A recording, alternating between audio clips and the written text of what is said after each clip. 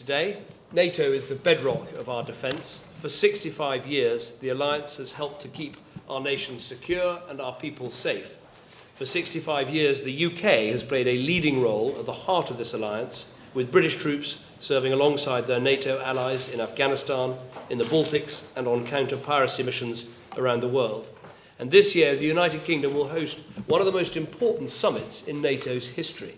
In Wales this September, we'll bring together leaders to discuss how NATO can keep building stability in an unpredictable world.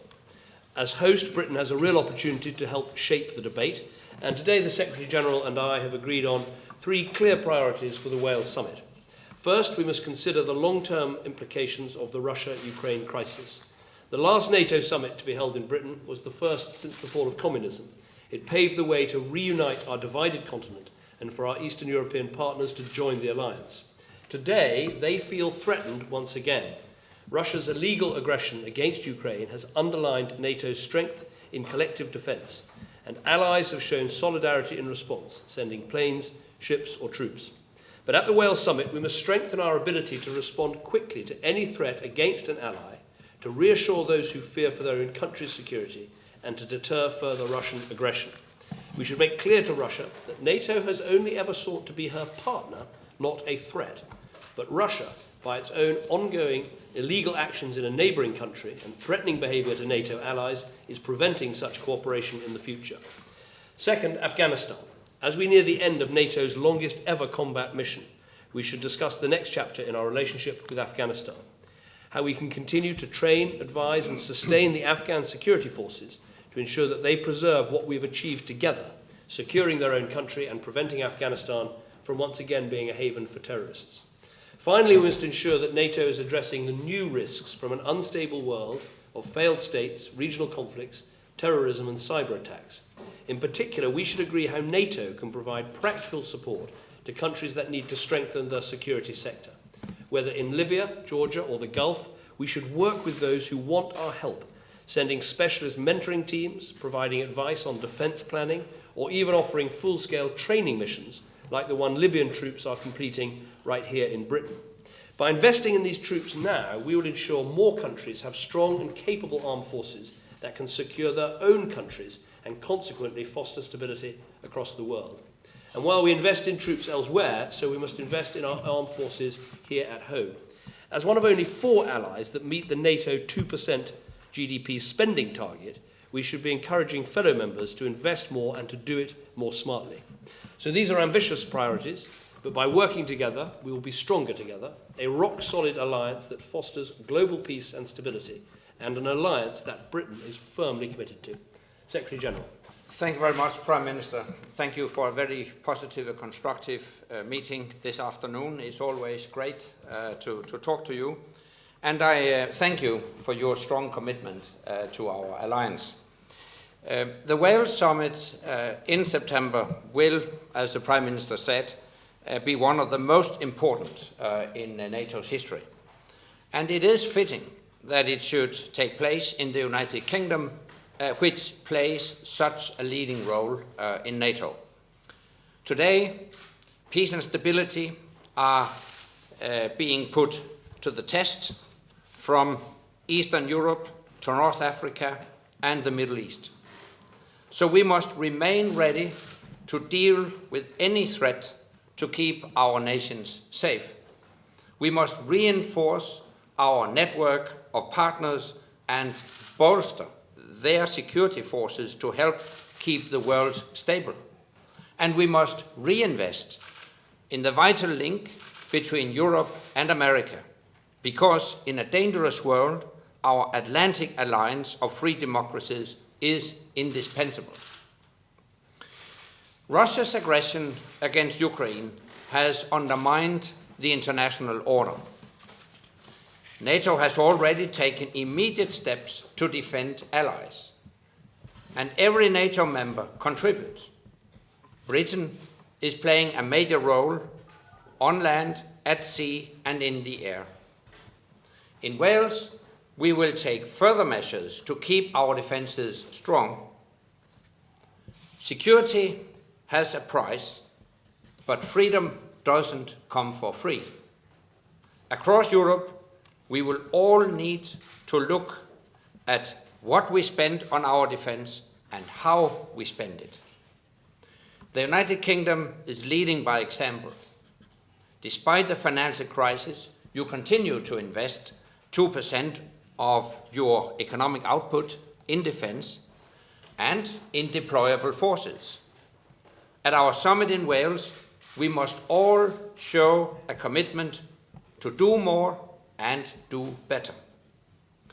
And in Wales, we will also turn a new page in our relationship with Afghanistan as we complete our longest combat mission. I pay tribute to the British forces who have achieved so much and sacrificed so much. Despite the challenges, Afghanistan is a very different place from a decade ago. No longer a safe haven for international terrorists. Holding elections secured by the Afghan troops and police whom we have trained, and taking responsibility for its own future. In Wales, we will make sure that the gains we have made are preserved. So, Prime Minister, I really look forward to a successful summit in Wales where we will build NATO's future. Thank you very much, Secretary General. I think we've got a question first from Sky News. Thank you, Prime Minister. Could I ask you first about British fighters in Iraq and Syria? You will understand that people find this a gravely worrying situation. The numbers are extremely significant. We're hearing perhaps as many as 450 fighting in Iraq. How would you expect the British people to have confidence that you will stop these people coming back into the country when apparently they found it so easy to get out and go to the conflict zones in the first place? And could I ask both of you, when you look at the disastrous situation over which Prime Minister Maliki has presided in Iraq, can he really be the right man now to take the country forward? Well, let me take the second part of your question first. In terms of the situation in Iraq, I mean, what matters is the approach taken by Iraq's leaders, whoever they are. And what matters is that they govern for the whole of the country. They must run non-sectarian regimes. They've got to include Sunni, Shia and Kurd in the way that they govern that country, and they need to close down the ungoverned space that has been left in their country and that has led to this appalling development of ISIL taking so much ground in the middle of Iraq. That's what needs to happen. So it's the approach that matters more than anything else. On the issue of British people going to be radicalized either in Syria or indeed in Iraq, what I would say to people is that we are taking this extremely seriously. There have already been 65 Syria-related arrests in this country. There are 14 people who've had their passports taken away. The work of the security, intelligence and policing services is very much now being focused onto this area and has been for some time. And I've chaired meetings in Whitehall to make sure that every department is involved in that and everything that can be done is being done. We're changing the law to make it easier to prosecute people who plot terrorist acts abroad, and we'll continue to take all and every step that we can to stop people travelling to Syria, to prevent them coming back if they have been radicalised, and to keep the country safe. What has happened in some cases is people have been on humanitarian missions to Syria, but while in Syria they have been radicalised, either because they wanted to be or because of the people they were moving with. One of the things we need to do in communities where people might be tempted to take part in humanitarian missions, to take aid, for instance, to parts of the country that desperately need it, is to make sure they are fully understanding the risks of friends or relatives or sons or daughters travelling to this country. So we have to take every step, from the toughest anti-terrorism action we can take to actually some of the more persuasive techniques of explaining to people the dangers of this region and the dangers if their children become radicalised. So we will take every step that we can. Secretary General. On the Iraqi leadership, I'm very much in line with the Prime Minister.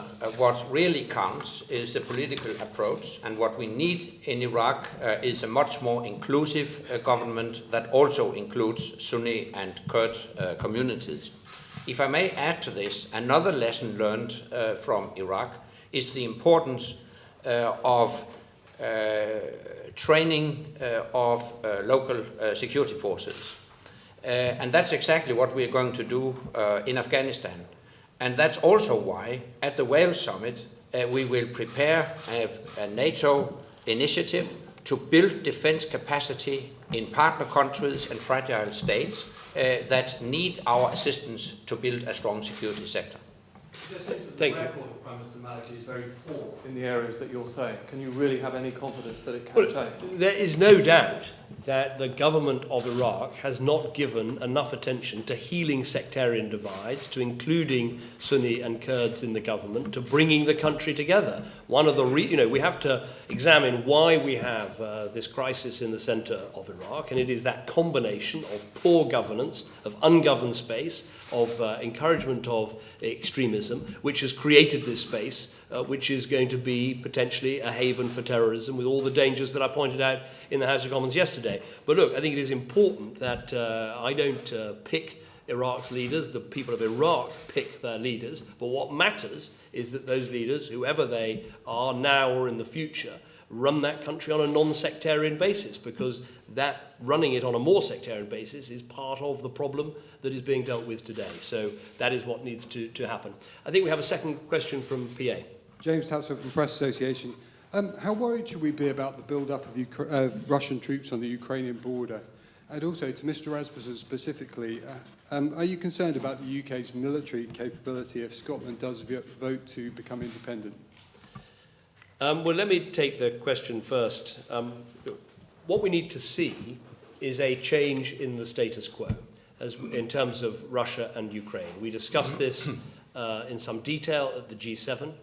Russia needs to take a series of actions to stop weapons crossing the border, to make sure that so-called separatists are not getting support, and to make sure they contribute to the stability of the Ukraine rather than undermine it. So a series of steps, building confidence between Russia and Ukraine, including the ones I mentioned, need to take place. And clearly, the amount of troops on the border, and indeed, as I was discussing with the Estonian Prime Minister yesterday, the nature of those troops is a part of the de-escalation that needs to take place. I think that's absolutely vital to make sure that we have a successful Ukraine and that we see a de-escalation of this problem. And I'm sure it'll be discussed at the EU summit next week, where we'll also be looking again at this issue of the trigger points for further sanctions should that de-escalation not take place.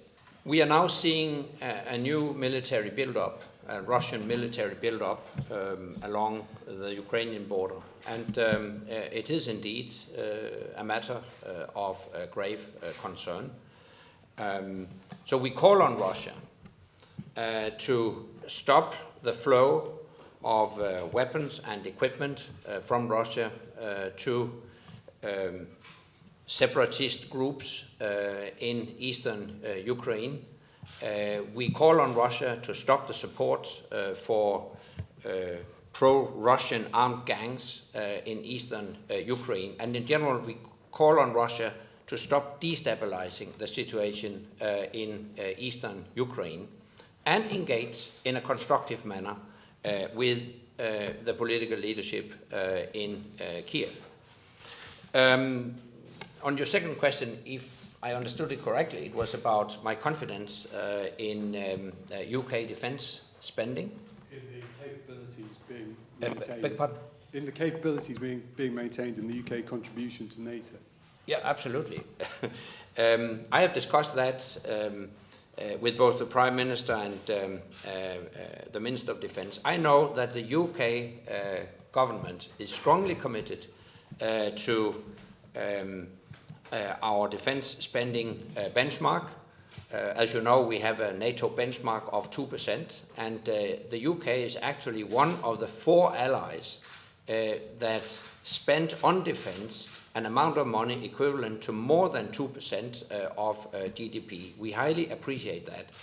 The UK also invests quite an amount of money each and every year in modern military equipment. And the UK is one of the allies that always step up to the plate and deploy assets when needed, whether it is in international military operations or, as now, in reinforcing our collective defense, reassuring our Eastern allies, including 4 fighter jets to enhance air policing over the 3 Baltic states. So whenever we call on the UK stands ready to contribute. So I have no doubt that will also be the case in the future.